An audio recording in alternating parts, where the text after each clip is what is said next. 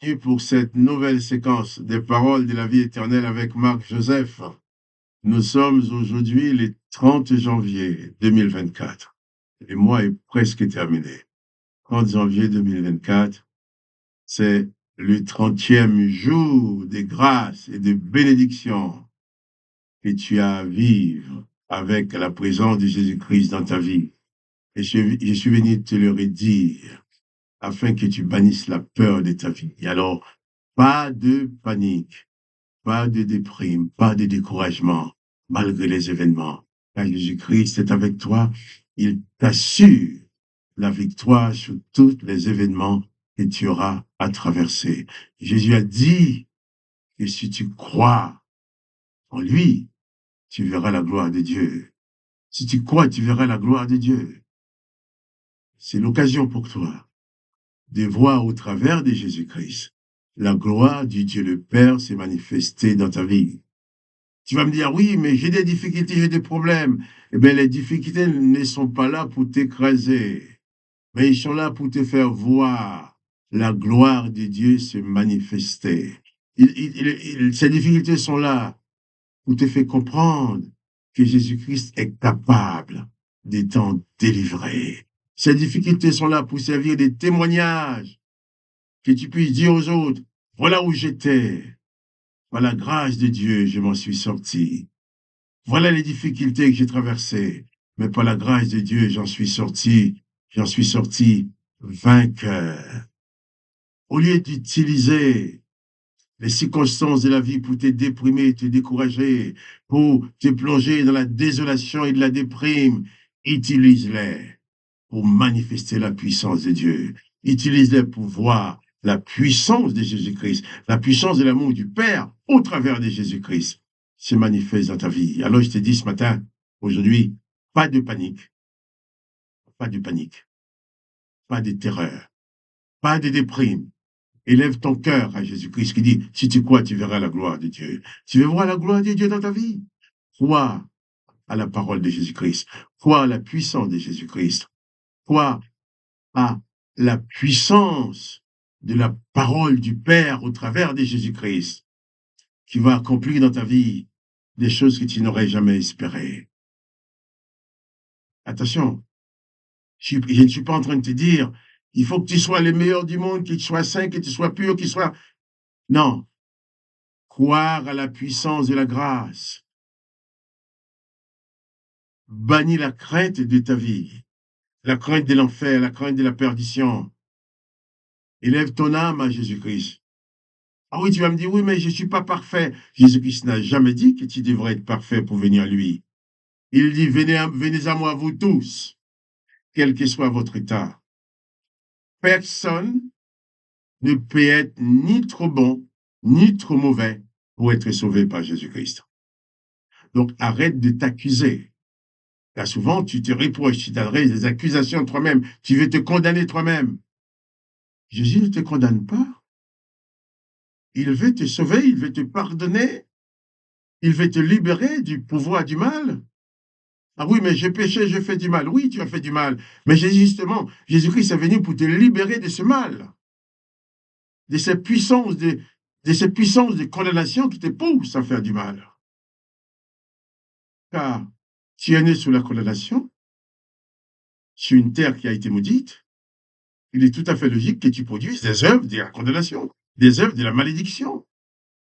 Mais si tu viens à Jésus-Christ, Jésus-Christ va te libérer de cette malédiction qui a été prononcée pour t'exclure de la vie éternelle. Jésus-Christ va te libérer de cette malédiction qui a été prononcée pour que tu sois détruit sans aucune rémission. Jésus vient pour manifester dans ta vie la plénitude de la grâce de Dieu. Il n'y a aucune notion de mérite. Donc, pas de panique. Jésus-Christ est avec toi. Pas parce que tu es saint, mais parce que Jésus-Christ fait grâce. Et c'est cette grâce de Jésus-Christ qui va te libérer du mal, qui va faire en sorte que tu ne pêches plus, qui va faire en sorte que tu n'es plus poussé à faire le mal. Pourquoi? Parce que la présence de Jésus-Christ va purifier ton esprit, purifier ton âme. Mais toi, tu ne peux pas le faire toi-même. Tu peux essayer d'avoir de la volonté pour t'en sortir, tu ne t'en sortiras pas. Mais si tu confies ton âme à Jésus-Christ, l'esprit de Jésus-Christ va venir à l'intérieur de toi, va dominer ton esprit et ton âme et va te conduire à produire les œuvres de Jésus-Christ. C'est pourquoi, lorsque les gens ont demandé à Jésus-Christ, que faut-il faire pour faire les œuvres de Dieu? Jésus va leur dire, l'œuvre de Dieu, c'est que vous croyez à celui qui l'a envoyé. Car il n'y a que la présence de Jésus-Christ qui peut te permettre de faire l'œuvre de Dieu. Jésus-Christ a dit que toi et moi, nous pouvions prier en son nom, demander au Père. Peut-être, il y a tel péché, telle chose dans ta vie, tu n'arrives pas à t'en débarrasser. Tu n'oses peut-être n'en parler à personne. Quelque part, tu as raison, parce que tu vas raconter tes fautes, tes erreurs à quelqu'un. Ils vont te jeter dans la rue, ils vont te piétiner, ils vont en parler à toi. Ah, tu sais ce qu'il a fait, regarde ce qu'il a fait, tiens, attention, il est comme ça. Non, mais tu peux tout dire à Jésus-Christ. Lui, il va t'écouter, il va te guérir, il va te consoler, il va te pardonner. Il va te permettre de t'en sortir. On va prier, je vais prier avec toi pour ça. Enfin, je te prie pour mon frère, pour ma soeur. Tu connais les combats qui existent dans son cœur. Combien il s'accuse lui-même, elle s'accuse elle-même. Combien elle regrette des choses qu'elle a faites, il regrette des choses qu'il a fait. Et qu'il en est mal, qu'il en est malade. Merci. Parce qu'en toi, Jésus, réside la grâce, le pardon et la bénédiction. Viens dans sa vie maintenant. Porte la libération, manifeste ta grâce, je t'en prie. Lui, il est en train de te prier en même temps que moi. Il ouvre son âme, je t'en prie, Père, au nom de Jésus-Christ.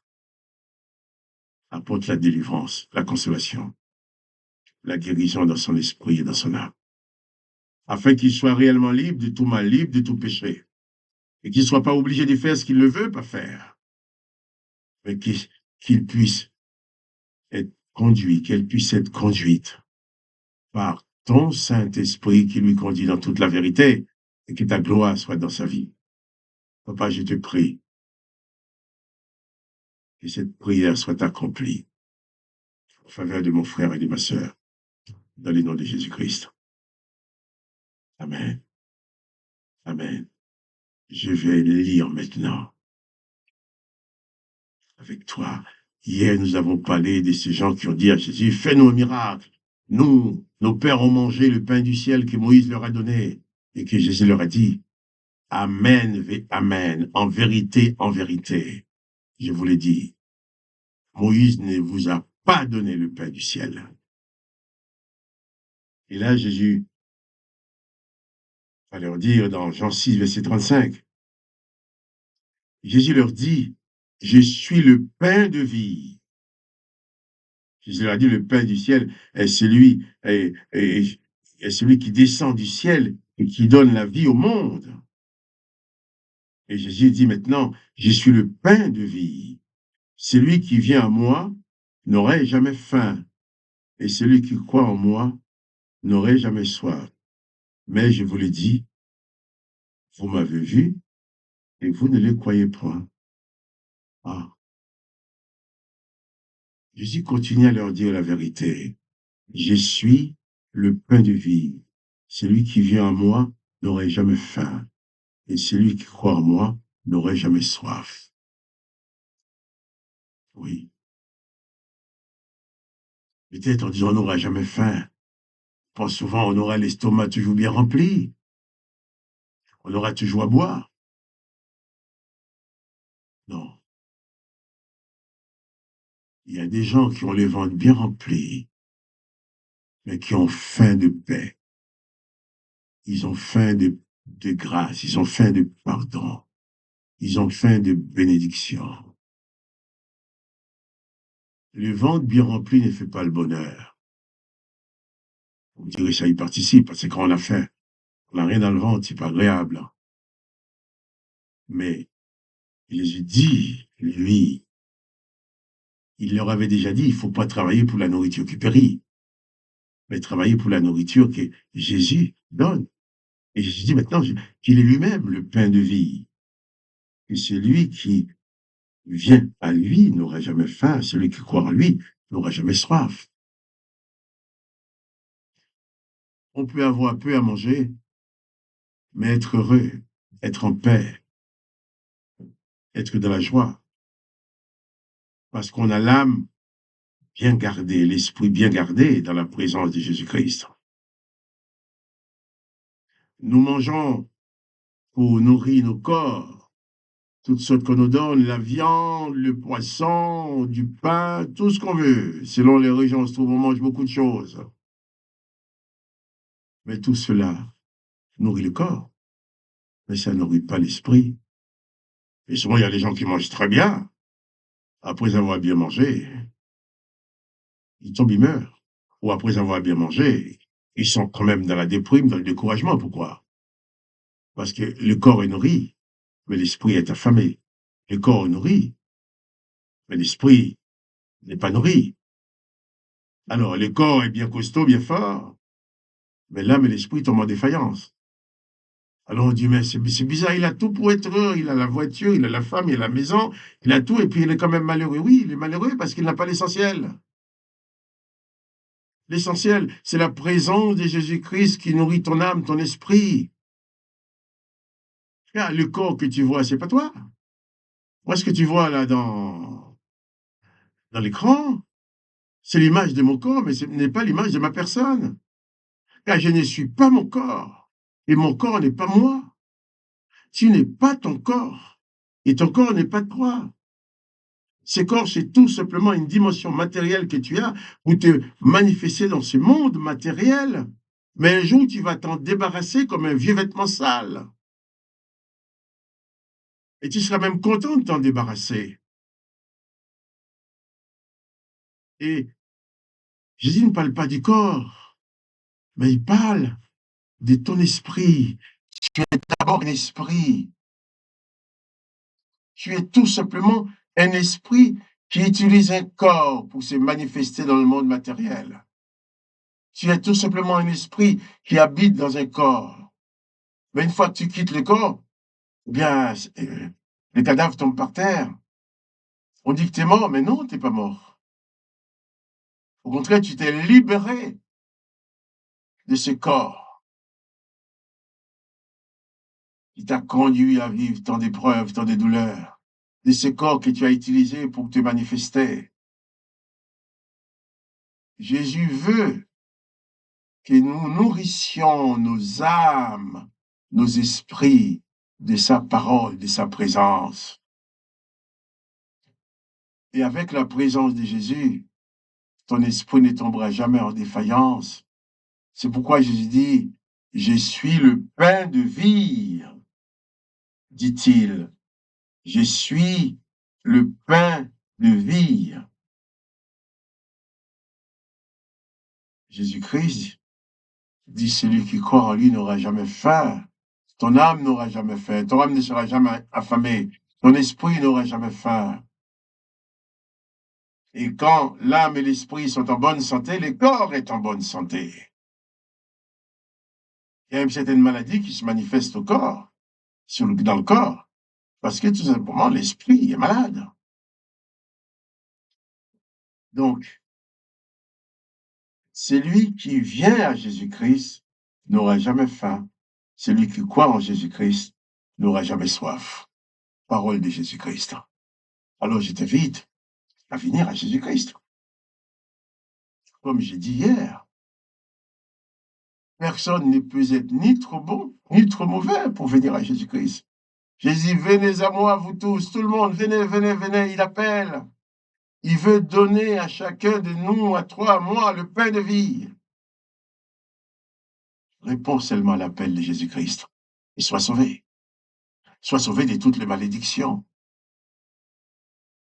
Viens à Jésus-Christ et ton âme n'aura jamais faim. Ton âme n'aura jamais soif. Et ta vie sera une réussite parce que la grâce de Jésus-Christ la remplira.